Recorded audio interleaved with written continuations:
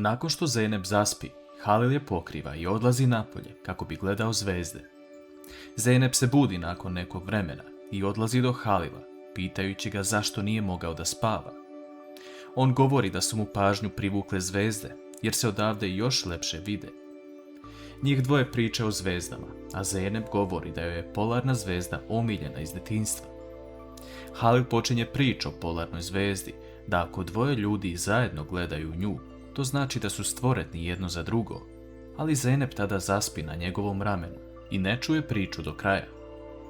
S druge strane, Hakan na vreme dolazi i vidi dva čoveka koja žele da uzmu novac od Ferihe. On se sukobljava sa njima i spašava Ferihu, govoreći da je sada sve u redu i da nema razloga za brigu. Sutradan ujutro, Halil se budi, ali pored sebe ne vidi Zeynep. Ona se pojavljuje iza leđa i donosi mu čaj, te poželi dobro jutro. Njih dvoje kasnije izlaze napolje i on govori da danas ima obaveza, te da mora ići. Međutim, ubrzo na adresu tetke Bedrije dolazi kurirska služba koju je Halil priredio kao iznenađenje bračnom paru za useljenje u kuću. On je naručio sav namještaj, a Bedrije im govori gde da to nose. Zeynep se istinski zahvaljuje Halilu na ovome što je učinio. Halil govori Zumrut i Bedrije da mora ići danas, a Zumrut mu govori da bi bilo lepo da ostane tu danas, jer muškarci imaju dosta posla dan pre svadbe. Halil kasnije donosi hranu i potrebne namirnice za spremanje za svadbu, a Bedrije i Zeynep ga gledaju kako ide sa kesama. Bedrije govori Zeynep da je ovaj mladić veoma lep i lepo izgleda, te da su on i Zeynep savršen par. Zeynep ne može da skine pogled sa Halila, ali nikome ne otkriva svoje emocije.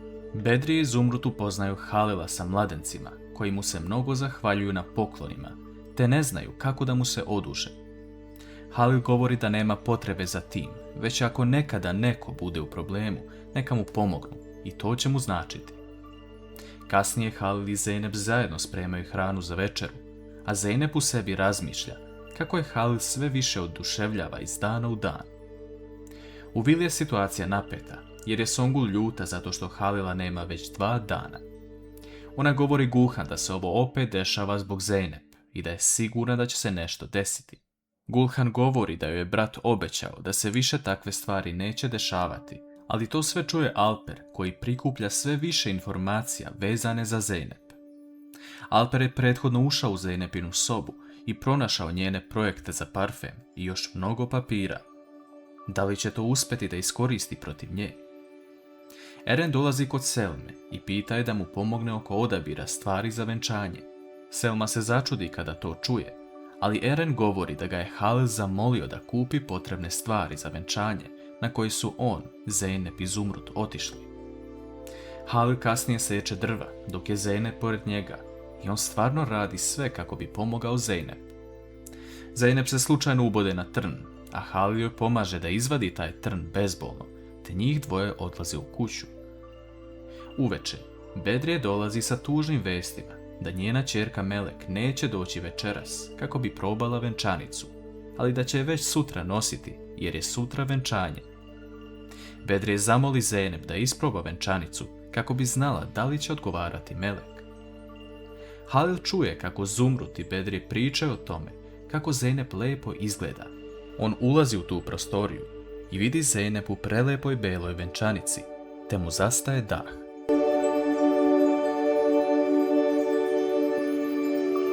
Halil ne može da veruje svojim očima šta je ugledao ispred sebe. Zeynep sija od lepote u beloj venčanici, a on joj prilazi bez treptaja, dok ga Zumrut pita da li mu se sviđa to što vidi. Halil govori da je prelepo, te se njihovi pogledi tu sretnu. S druge strane, porodica Slanlije pozvala Čemila da dođe na večeru kod njih u znak zahvalnosti što je ostao uz njih u ovim teškim trenucima i što je uplatio Merve godinu na fakultetu. Čemilu nije svejedno, jer je dogovor za Merveino školovanje sklopio sa Halilom, koji je insistirao na tome.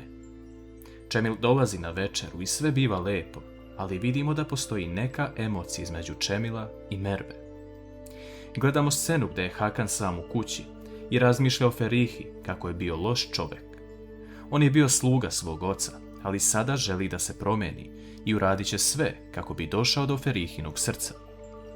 Prelazimo na Erena koji ne može da miruje sve dok ne pomisli na Selmu. On uzima cvet koji je dobio na poklon od nje i stavlja pored kreveta, te uzima telefon i šalje joj poruku da se sutra nađu kako bi nešto popričali. Alper nestaje sa svojim zlim planovima.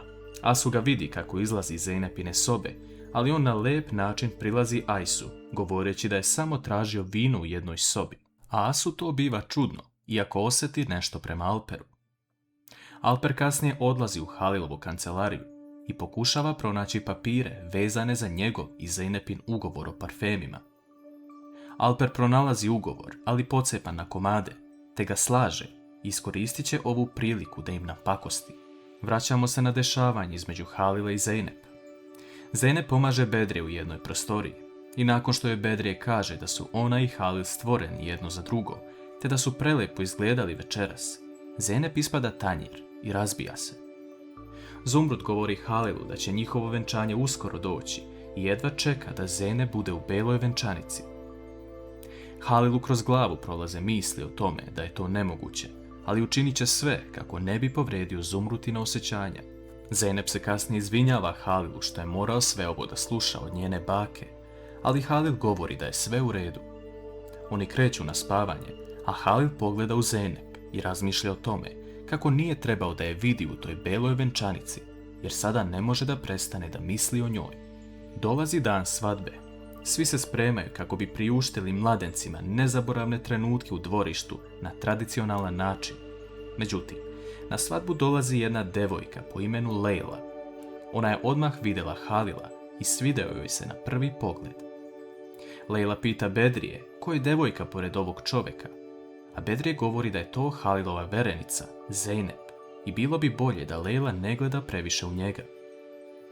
S druge strane, Čemil odlučuje da kaže istinu Merve.